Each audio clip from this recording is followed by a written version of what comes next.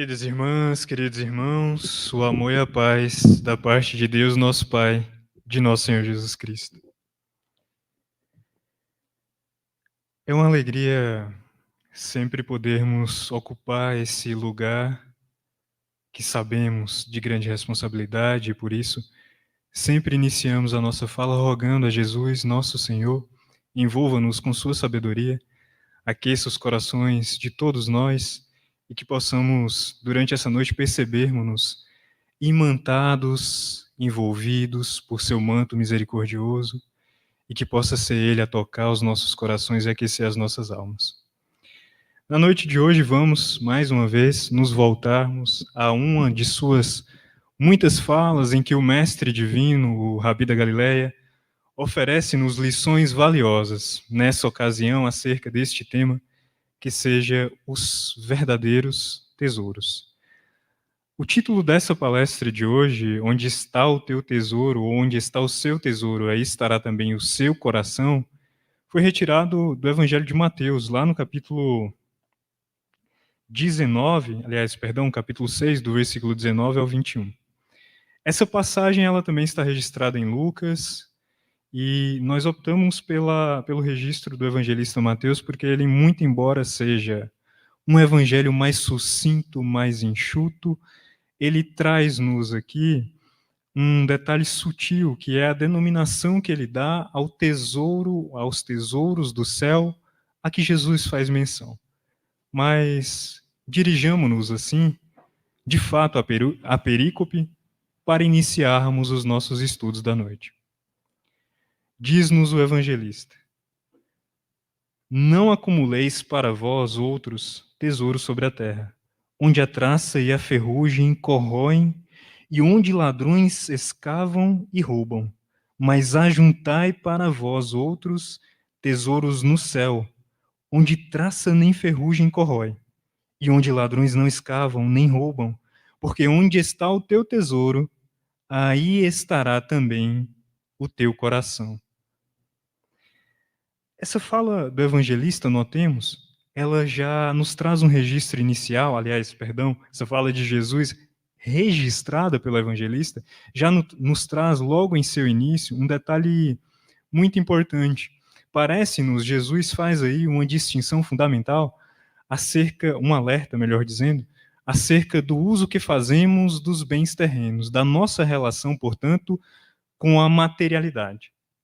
Vejamos que o Cristo toma dois símbolos importantes, que as traças corroem, que a ferrugem consome, justamente para nos falar deste caráter de transitoriedade da matéria.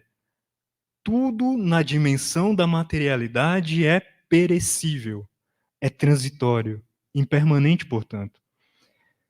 A traça, porque a época do Cristo e até mesmo nos dias de hoje é comum alguns ou verdadeiros tesouros são acumulados e armazenados na forma de tecidos, vestimentas que possuem alto valor, mas que as traças corroem.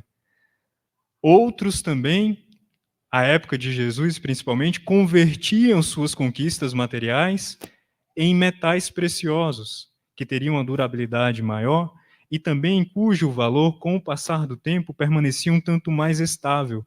E notemos que é interessante, porque Jesus toma aí, ou como exemplo, como um símbolo, exatamente aquilo que, do ponto de vista material, tem uma certa estabilidade, e o Cristo vem nos dizer que exatamente, ou até mesmo isto, é perecível. A ferrugem consome. A ferrugem consome. Justamente para nos lembrar que, estando na matéria, estamos nos relacionando com uma dimensão que é passageira. Tudo aqui é corruptível, é transitório e, portanto, relembrando esse termo tão fundamental para o nosso raciocínio da noite, perecível, passageiro. Mais adiante, continua o mestre a nos orientar, dizendo-nos: os ladrões, a traça e a ferrugem corroem, e onde os ladrões escavam e roubam. Escavam porque era muito comum que, naquela época do mestre, verdadeiros tesouros fossem enterrados ou até mesmo colocados dentro das paredes das casas. e por isso escavar, porque as casas sendo feitas de material que geralmente era um barro, uma argila, algo assim, para que os ladrões conseguissem acesso a esses tesouros, eles precisariam então escavar as paredes também, para que esses bens fossem roubados. De certo modo, Jesus aí nos fala exatamente sobre o fato de que as posses materiais, elas são passageiras e elas não são um material em que o espírito detém uma posse perpétua. No sentido de que, embora seja clichê, aquilo que nos foi dado pode nos ser retirado. Um assalto, um roubo, uma dívida inesperada, um incidente não programado e todos esses valores monetários convertem-se ou em providência ou apenas em decepção, desalento, desencantamento. Mais uma vez, o Cristo aí a nos dizer: não se apeguem aos bezerros de ouro, para relembrarmos aquela imagem tão fundamental acerca desse tema que está lá no livro de Êxodo. Quando Moisés, guiando aquele povo em direção à libertação do jugo da escravidão dos egípcios, conduzindo-os para a terra prometida, como nessa espécie de síntese do que seja a própria jornada da criatura humana de ascensão em direção ao divino, a nossa caminhada em direção à nossa integração com Deus. Precisamos sair do jugo da escravidão das nossas paixões, transitarmos pelo deserto da existência para então alcançarmos a terra prometida. Não mais agora um lugar geográfico, um lugar circunscrito, mas sim esse estado de espírito, onde as nossas consciências verdadeiramente imantadas à consciência cósmica, à consciência divina agora, permite-nos gozarmos de um estado de plenitude absoluta, de perfeição relativa, de felicidade suprema. Mas nesse percurso, percebamos, os dias de deserto são desafiadores. Os dias de desertos nos colocarão diante de verdadeiras provações.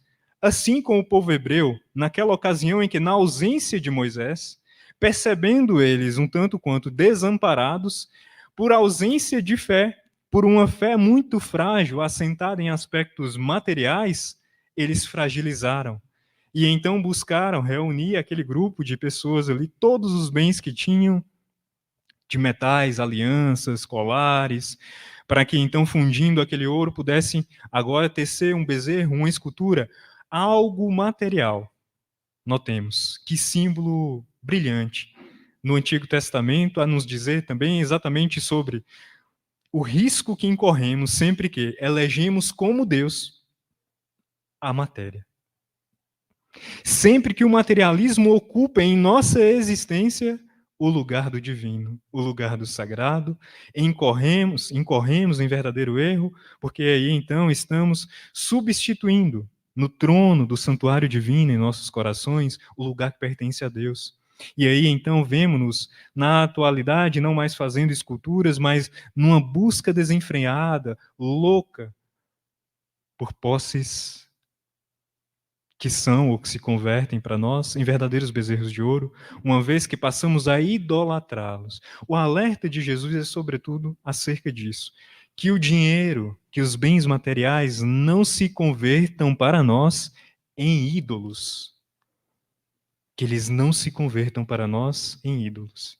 Que o centro da nossa existência não esteja nestes elementos que são perecíveis, que são passageiros, que são transitórios, pois que dessa forma nos entregaremos ou encontraremos como destino certo a aflição.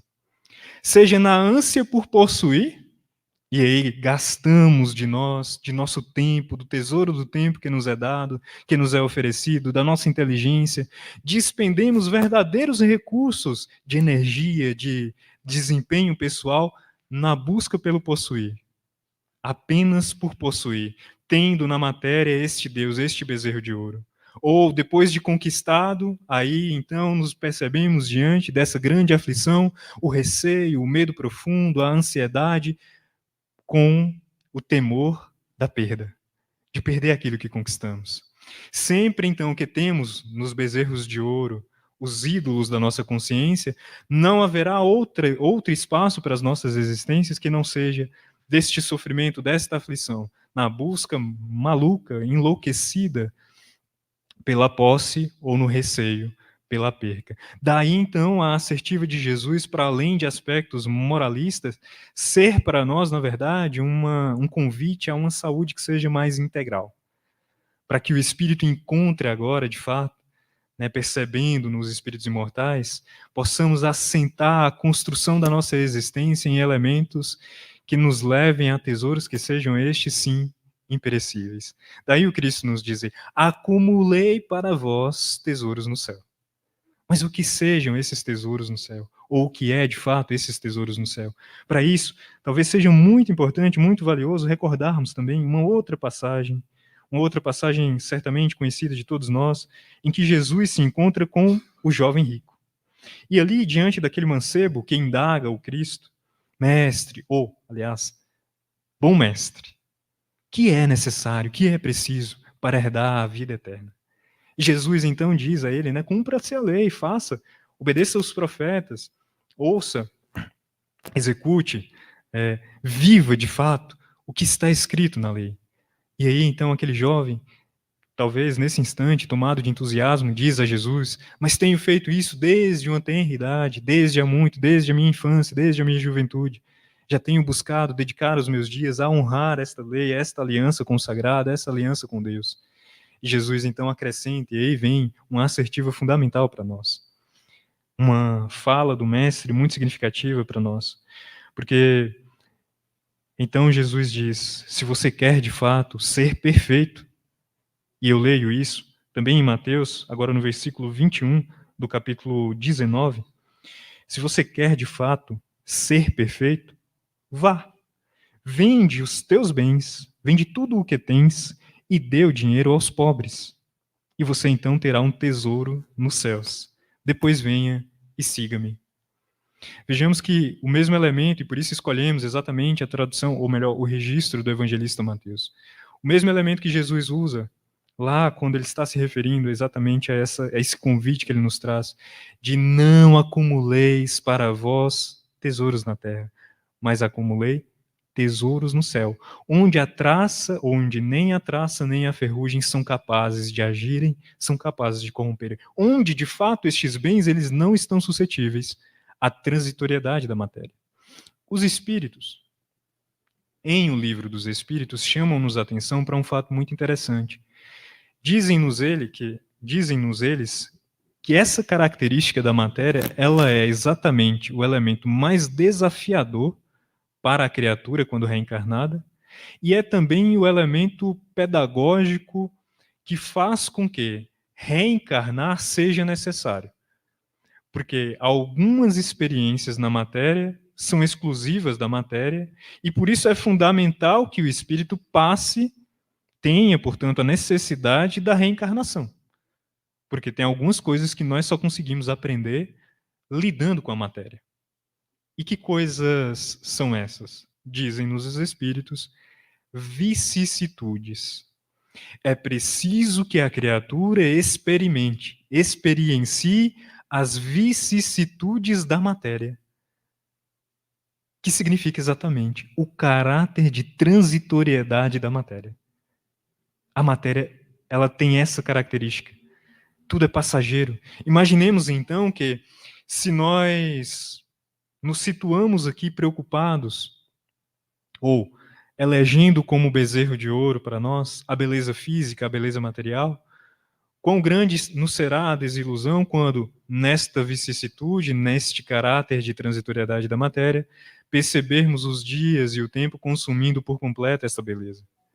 Assim também, a energia, o vigor físico, ou ainda, embora seja o mais comum este raciocínio, ele ainda assim cabe, se elegemos como este bezerro de ouro a posse pelo dinheiro, e por algum golpe do destino, por alguma ocasião, a providência divina opta por nos fazer oportunizar-nos esclarecimentos e experiências que nos convidem a lidar com uma vida simples. Com grande desilusão ou com grande desafiador será lidar com esse tipo de experiência se depositarmos nestes bens ou nestes elementos da materialidade a nossa esperança de felicidade. Daí então Jesus diz a este jovem: vá, desfaça-se, não se apegue, desfaça-se deste bezerro de ouro. Não se apegue aos bens terrenos, para recordarmos aquele belíssimo texto que está lá também em o Evangelho segundo o Espiritismo, desprendimento dos bens materiais. Que vejamos não pode ser confundido com tornarmos-nos criaturas dispendiosas, porque daí há irresponsabilidade. O convite do mestre, que os espíritos cuidam de esclarecer de maneira muito bela nesse texto, em o Evangelho segundo o Espiritismo, no capítulo Não podeis servir a dois senhores, não podeis servir a Deus e a Mamon. E ali, então, neste texto, os espíritos cuidam de nos esclarecer exatamente acerca dessa fundamental necessidade de cuidarmos, de nos relacionarmos com a matéria de maneira lúcida. Isso significa entendermos e aceitarmos, resignarmos-nos com o seu caráter perecível e usarmos estes bens conscientes de que eles passam. A beleza física passa. O dinheiro, a experiência na riqueza, ela passa. Também como a experiência na simplicidade passa. Porque é da matéria o caráter de transitoriedade. Tudo passa. Tudo passa. É uma boa e uma má notícia ao mesmo instante. Porque se estamos na posição daqueles que gozamos agora de mais recursos, tenhamos consciência e possamos cada vez mais acalentar, assentar em nossos corações a certeza de que necessitaremos passar por experiências para aprendermos a lidar com a simplicidade. Como hoje somos convidados a aprendermos a lidar com a abundância. E estes dois eixos, ou essas duas escolas fundamentais para o espírito na experiência material, são o nosso objeto central das reflexões dessa noite. Percebamos que, na conversa com aquele jovem, Jesus cuida de convidá-lo. Acumuleis, aliás, distribuindo os seus bens, vendendo os seus bens e distribuindo dinheiro aos pobres, cuidarás assim de acumular ou de conquistar para ti um tesouro no céu. Um tesouro no céu. Exatamente o que Jesus nos convida na passagem anterior, conforme já o dissemos. Este tesouro no céu, talvez Jesus nos fale sobre ele também, lá no registro de Humberto de Campos, no livro Boa Nova.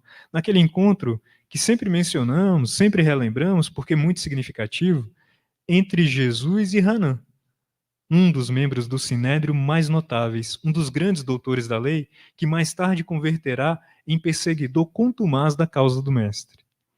Este Hanan irá falar a Jesus numa das ocasiões em que o Cristo estava ali caminhando por Jerusalém, vislumbrando e já sabendo a fama, a popularidade de Jesus e dos muitos milagres que vinha anunciando e realizando, Hanan aproxima-se dele com um ar de inquisidor desde aquele primeiro instante, perguntando ao mestre: Galileu, Galileu. Percebamos, nesse detalhe sutil, Humberto de Campos registra-nos o caráter preconceituoso daquele doutor da lei, porque a Galiléia ela era uma região considerada inferior a Jerusalém. De gente muito simples, de gente muito humilde, eram vistos, né, os povos da Galiléia como embrutecidos, enquanto os judeus, aliás, aqueles judeus que habitavam na Judéia, eram os ditos esclarecidos. Notemos o preconceito que se apresenta aí na literatura de maneira muito sutil. A desconsideração, a discriminação com Cristo. Galileu, que fazes tu por essas paisagens? Jesus, sem se abalar, mantendo a sua serenidade característica, responde tranquilamente: busco a fundação do reino dos céus. E aí Humberto de Campos agora anota, dizendo-nos, ironicamente, Hanan questiona: reino dos céus? Que pensas tu ser isto? E Jesus, novamente, alma equilibrada que era, espírito absolutamente puro, responde também de maneira calma: o reino dos céus, nesta que é uma das respostas mais belas desta obra que aqui fizemos menção. O reino dos céus é a obra divina no coração dos homens. O reino de Deus é obra divina no coração dos homens. Acumular tesouro nos céus, podemos pensar, consiste exatamente em realizarmos a obra divina no coração dos homens. Daí, novamente, Jesus, o reino dos céus, ou o reino de Deus, não vem com aparências exteriores. Não vem com aparências exteriores. Porque é a obra divina no interior dos homens, de que nos falará também o próprio Mestre Jesus, naquela outra parábola belíssima, em que um homem escondendo um tesouro, aliás, um homem encontrando um tesouro em um campo, cuida de despender-se de todos os seus bens. Notemos como o Evangelho de Jesus se conecta, de maneira que cada pérola, cada passagem do Mestre, cada ensinamento, em conjunto vai constituindo um colar, uma joia belíssima, mas que cada passagem em si mesma já detém, já traz em si um valor inestimável. E aí percebamos a conexão entre esses dois trechos, entre essas duas falas do Mestre.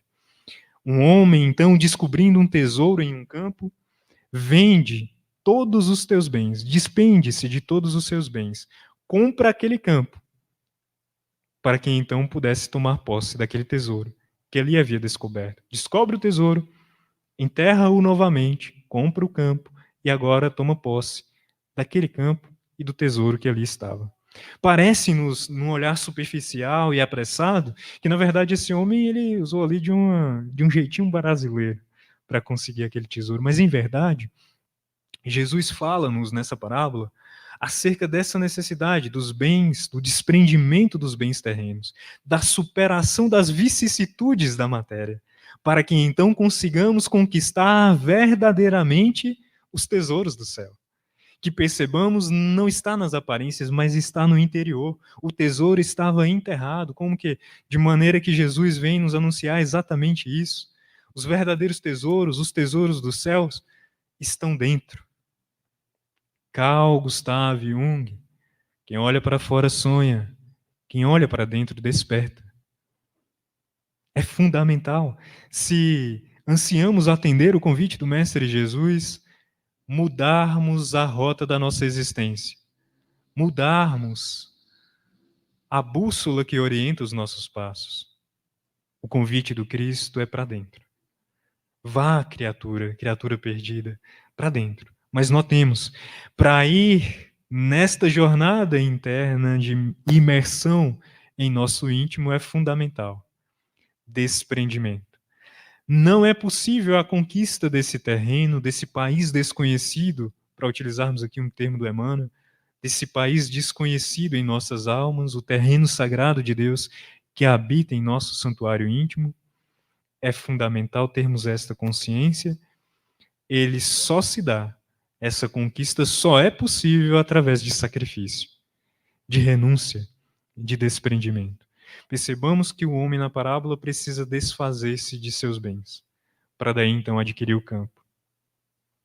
Enquanto permanecemos apegados e arraigados a estes aspectos da exterioridade, encantados pelo canto das sereias, frente às ilusões que o mundo nos vende, será muito difícil adquirirmos os recursos de que necessitamos para a conquista desse verdadeiro tesouro.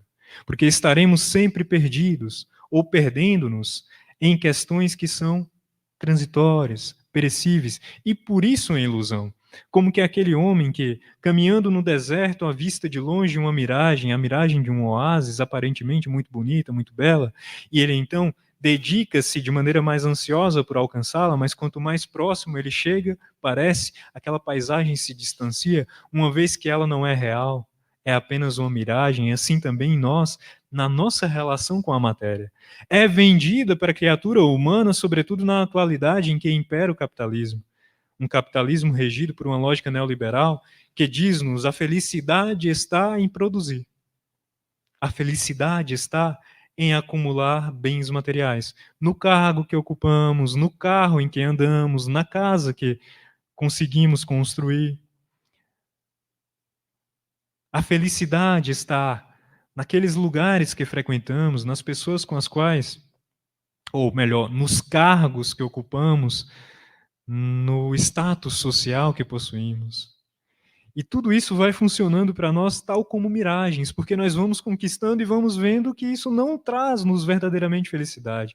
Traz-nos uma alegria, mas que logo se desfaz, pode gerar-nos um entusiasmo, uma euforia, mas que de fato não sacia, de modo que logo em seguida já teremos sede de algo novo, de algo mais bonito, de algo mais belo, e conseguimos, e então reiniciamos essa busca por mais, essa busca desenfreada, e assim vamos nos entregando, e sem darmos conta disso, há uma lógica que é uma lógica de mercado. A cultura ela funciona dessa maneira não porque aí está de fato o que planifica a criatura humana, mas é isto que sustenta um sistema de funcionamento social. Para que este sistema se mantenha, ele precisa vender. E para que ele permaneça vendendo sempre, é fundamental despertar na criatura o desejo por comprar. Qual desejo maior não pode ser o de tornar-se feliz? Por isso, então, o mundo convida-nos: compre, consuma, para então ser feliz. E aí lembramos de Paulo dizendo-nos: não vos conformeis com este mundo, antes renovai-vos pela graça divina, para daí então perceberem como ela é bela e maravilhosa, grande e magnânima. Porque somente assim, reformando os nossos corações, para não tomarmos a forma do mundo, renunciando, desprendendo-nos desses discursos culturais que nos capturam, aí então conseguiremos, despendendo estes bens, adquirirmos os recursos para a compra do terreno. Agora sim, este terreno que patrocinará, que será de fato o palco, o terreno fértil, onde as sementes do Evangelho de Jesus encontrarão a terra fértil para que então possam desenvolverem-se e frutificarem. Mas vejamos, com isso não estamos dizendo que o desprendimento dos bens terrenos signifique um compromisso literal com aquele voto franciscano. Aliás, vale a pena sublinhar esse detalhe interessante. Após Jesus, o espírito que é considerado como sendo o mais evoluído que já passou pela Terra é Francisco de Assis. Notemos, Francisco é caracterizado, é lembrado como sendo uma alma feliz, uma alma de uma alegria contagiante. No entanto, tal como o próprio mestre de Nazaré, não detinha ele um lugar para pousar a cabeça. Porque toda a sua felicidade e alegria estava assentada neste tesouro dos céus, na construção da realidade divina, na realização da obra divina em seu coração. Muito embora esta característica chame-nos a atenção de que as duas almas mais puras, ou, aliás, Jesus, espírito puro, e Francisco de Assis, um espírito superior, de alta escola, esses dois dos que passaram pela Terra dando-nos exemplo de como nos relacionarmos com a matéria, eram lembrados ou são lembrados pela mesma característica, um absoluto desprendimento dos bens terrenos. Os Espíritos nos dizem em o Evangelho segundo o Espiritismo, aliás, perdão, em O Livro dos Espíritos, fica uma sugestão, é um texto difícil, é um texto doído de ser lido, mas vale muito a pena lê-lo, refletir sobre ele e, sobretudo, senti-lo. Conclusão de O Livro dos Espíritos, o último parágrafo, assinado por Santo Agostinho. Ele diz-nos, vai falando-nos sobre a abnegação, essa negação de si mesmo como um movimento necessário para vencer o predomínio da matéria. E lá no finalzinho ele vai nos falar que espírito superior nenhum incute, influi, incentiva a posse e a busca desenfreada pelos bens materiais. Percebamos, Jesus começa a nos falar, naquilo que dará o título à nossa palestra da noite, à nossa conversa da noite, onde está o teu tesouro, aí estará também o teu coração.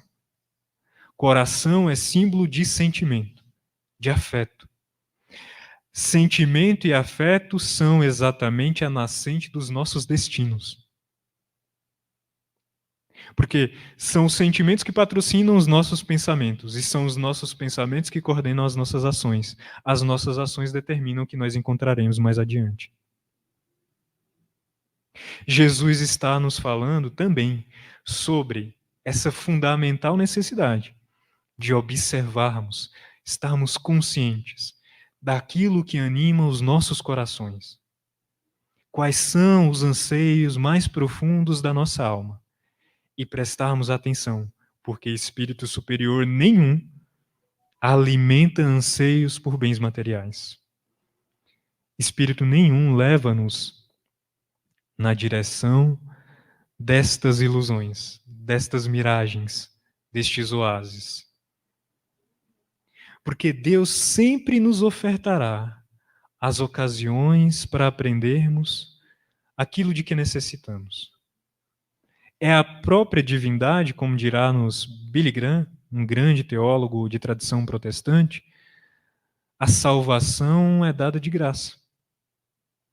É a divindade quem oferece-nos todos os recursos de que necessitamos para curarmos a nossa alma, para salvarmos-nos.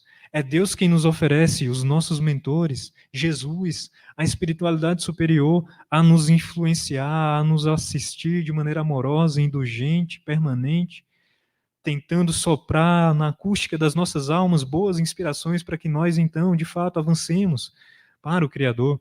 É a inteligência divina que, de maneira generosa, patrocina-nos recursos para desenvolvermos o nosso intelecto, oportunidades de estudo, oportunidades de aprendermos sobre bens materiais, sobre como bem utilizá-los, oportunidades para aprendermos a desenvolver o nosso lado moral com as pessoas que convivemos, mobilizando recursos do ponto de vista material e espiritual para que tenhamos todos nós aquilo de que necessitamos para, de fato, caminharmos em direção ao Pai. De modo que o oposto de salvação, aliás, perdão, o oposto de graça não é mérito. Aliás, perdão, o oposto de graça é mérito. A nossa salvação, a nossa cura interior, ela não se dá por mérito nosso. E aí tomemos bastante cuidado com isso, com essa interpretação. Porque, de fato, somos nós os protagonistas da nossa evolução espiritual. Aliás, o nosso processo de amadurecimento espiritual, ele é individual e intransferível. Mas os recursos para realizarmos esse processo são providos pela providência divina. Por isso não é mérito nosso a conquista desses recursos, mas a utilização deles é individual e intransferível.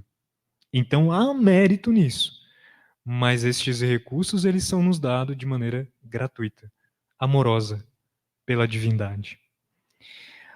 Billy Graham continua a dizer-nos o oposto de salvação, o oposto de graça é mérito, e ele vai nos falar, muito embora a nossa salvação seja dada de graça, o discipulado custa-nos tudo.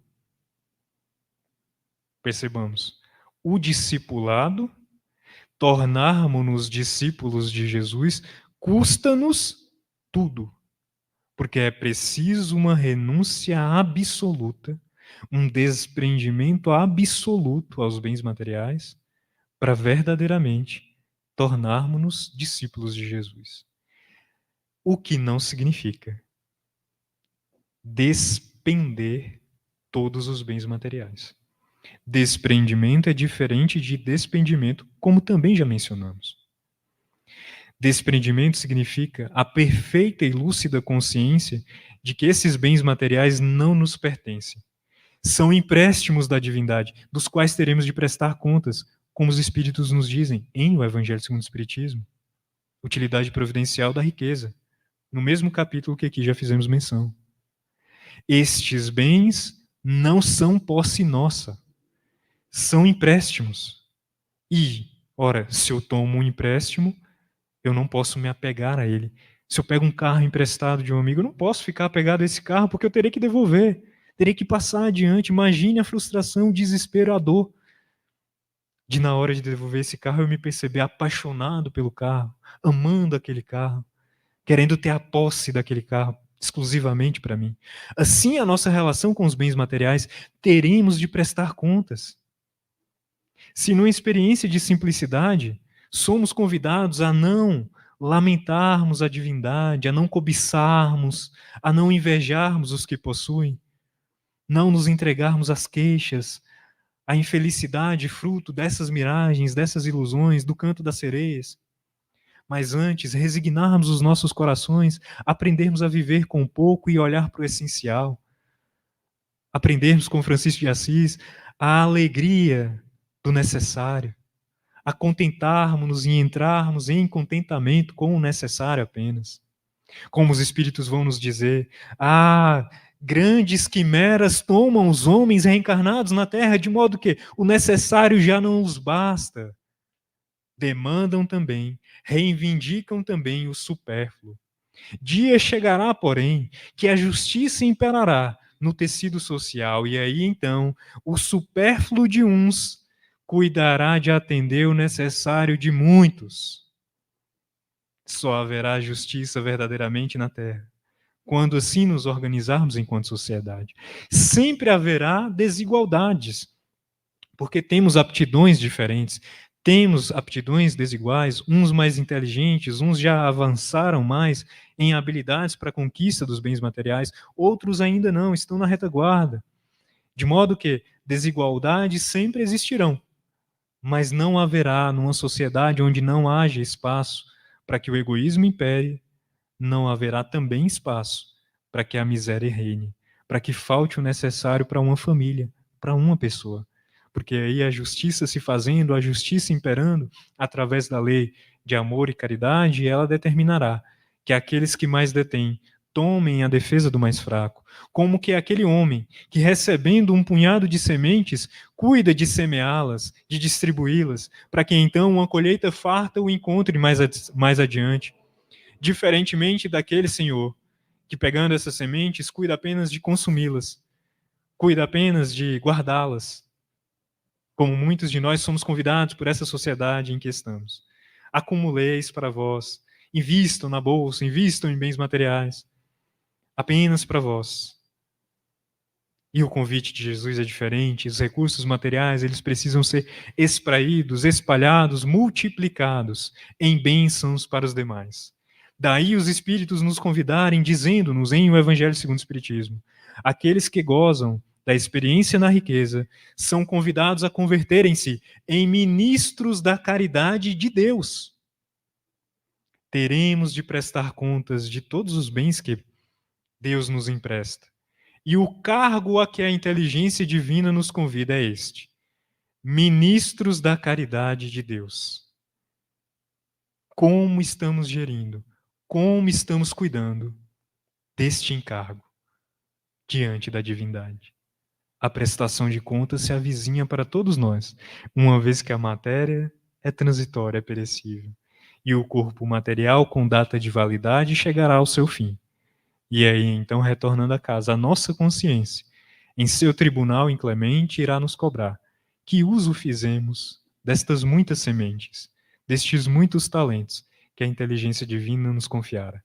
Porque essa experiência na abundância é escola sagrada. Não mais reproduzindo aquela lógica anterior.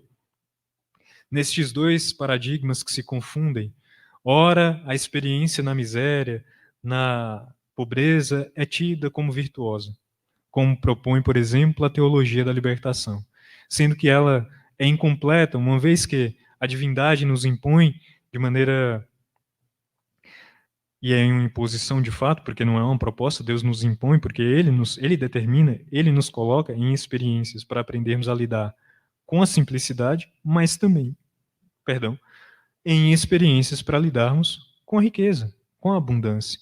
Uma vez que a ausência ou a presença de recursos materiais não determina a nossa salvação, não determina a cura das nossas almas, mas sim a utilização que faremos destes recursos ou da ausência deles.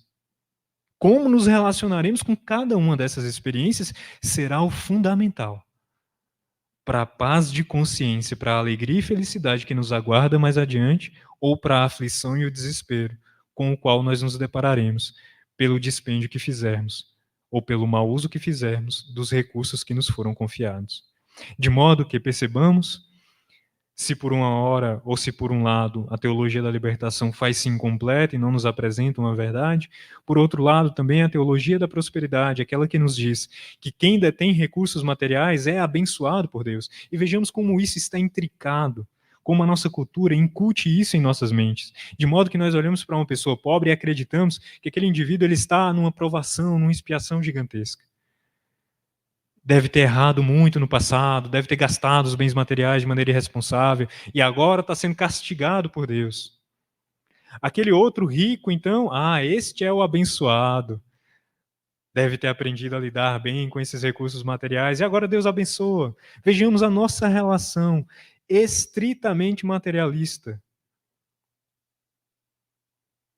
com o divino, com o sagrado, onde acreditamos que os recursos monetários, os bens materiais são bênçãos de Deus.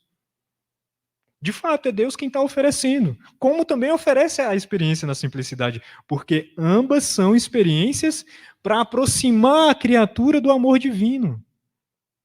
Ambas são bênçãos de Deus, se assim formos pensar. Mas não é porque Deus faz preferência.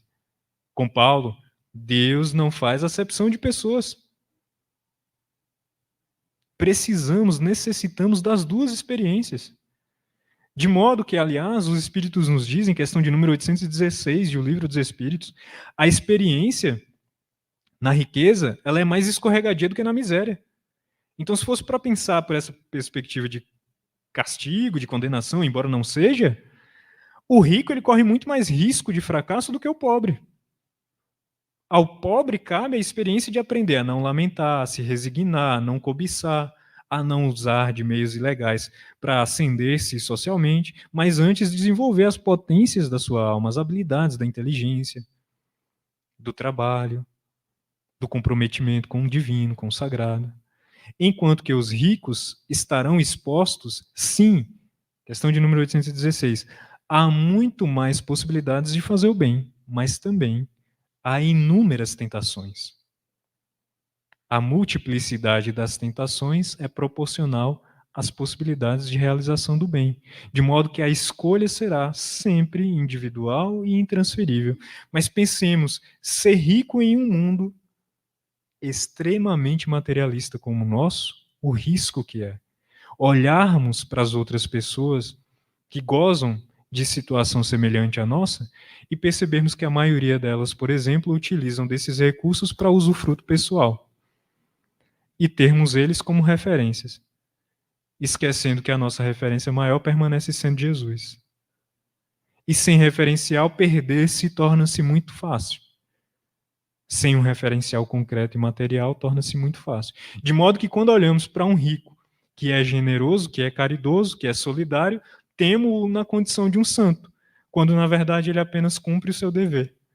Sabe aquela coisa de pai e mãe quando o filho tira 10? Você não fez mais que sua obrigação. Porque é basicamente isso. Sementes depositadas nas mãos de um indivíduo para serem multiplicadas.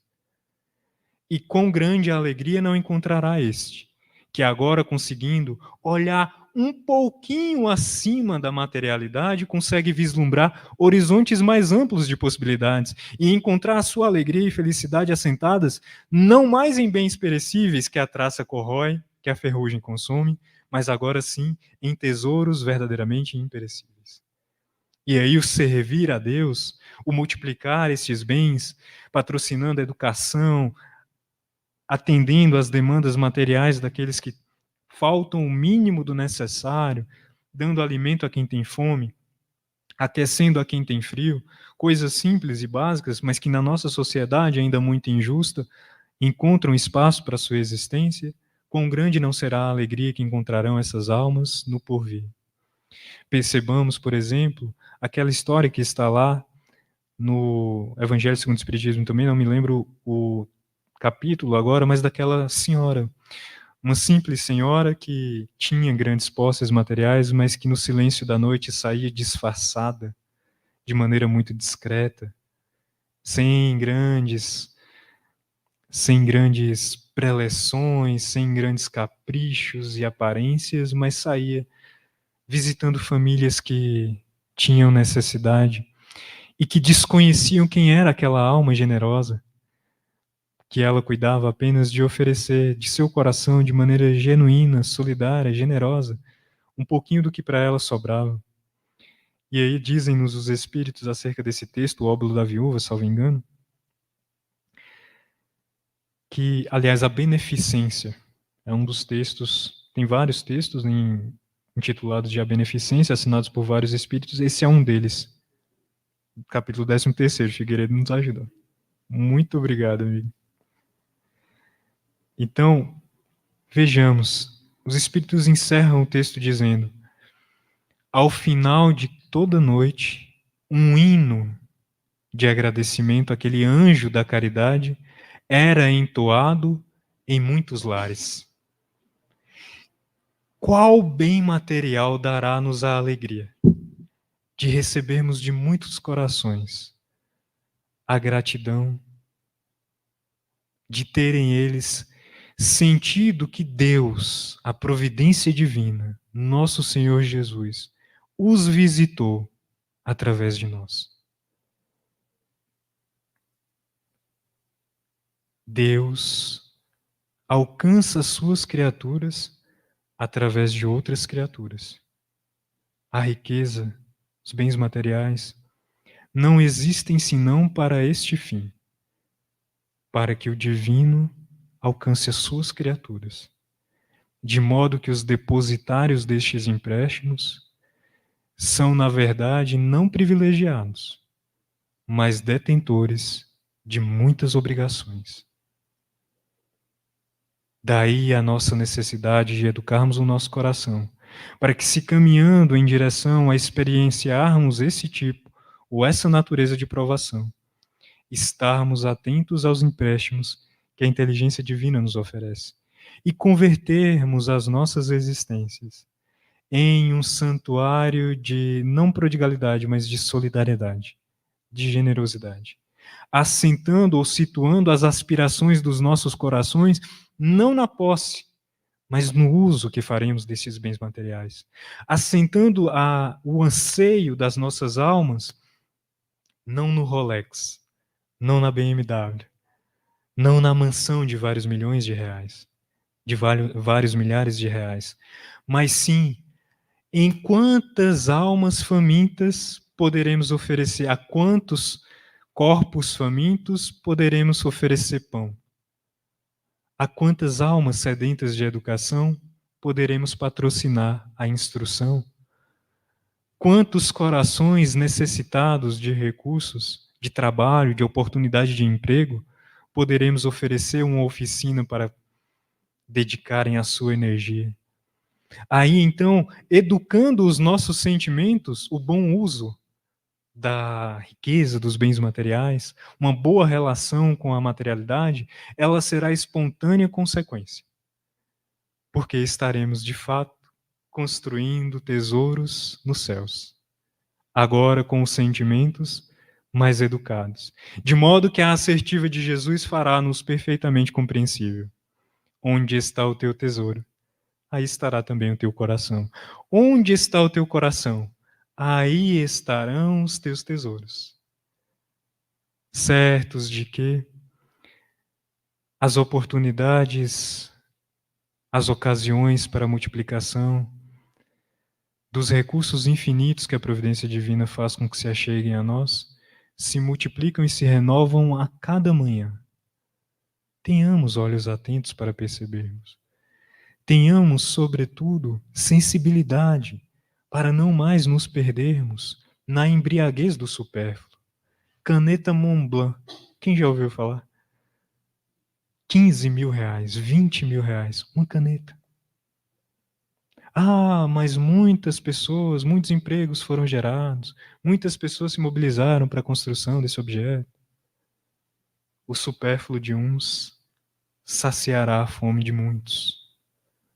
Como, quando uma caneta poderá deter mais valor do que várias famílias famintas, tendo a sua fome saciada por uma alma que já não mais iludida pelas quimeras do mundo, pelas ilusões do mundo, das marcas, das etiquetas, agora consegue verdadeiramente perceber o essencial da vida, e entendendo que esse essencial, como nos diz Saint-Exupéry, é invisível aos olhos. E percebendo, então, consegue encontrar esta alegria franciscana, não da mendicância, mas a alegria de trabalhar e de servir, contentes e felizes por estarmos na companhia do Cristo de Deus, do sol de nossas almas, esse mestre Galileu. Assim, nosso desejo para todos nós é que recordemos o que está lá em Provérbios, no capítulo 4, versículo 23, quando nos registra: sobretudo, o que se deve-se guardar o teu coração, porque dele procedem as saídas da vida. Desvia-te, ou desvia de ti, a tortuosidade da boca e alonga de ti a perversidade dos lábios. Os teus olhos olhem direitos e as tuas pálpebras olhem diretamente diante de ti. Cuidemos do nosso coração, para que, cuidando deste coração, possamos ver bem. Que o nosso olhar seja um olhar lúcido, maduro, em que o nosso valor pessoal não esteja mais assentado em bezerros de ouro, mas antes nesses tesouros do coração, sobretudo neste anseio fundamental, fazermos brilhar nossa luz, que a obra divina cumpra-se e realize-se em nossas almas. Possamos todos, irmanados nesses ideais, sentirmos a doce influência de Jesus nos convidando, sim, a uma vida simples, não a uma vida de escassez, mas a uma vida em que encontremos alegria no necessário, naquilo que é fundamental e essencial, e, sobretudo, que nesta vida simples aprendamos, uns mais, outros menos, a distribuirmos alegrias pelo mundo, a partilharmos do pouco ou do muito que já temos, que já gozamos, como ministros da caridade de Deus. Possa este Senhor da vinha, a inteligência divina, abençoar-nos a todos. Que o Mestre Jesus, através destes muitos espíritos que tomam este salão nesses instantes, a anunciarem a nós que, independente das experiências pelas quais passamos, em quais estágios estamos e onde somos convidados a servir, somos todos muito amados por Deus. Somos todos amados profundamente por Jesus. Inúmeros espíritos torcem pelo nosso êxito, seja na abundância ou na simplicidade.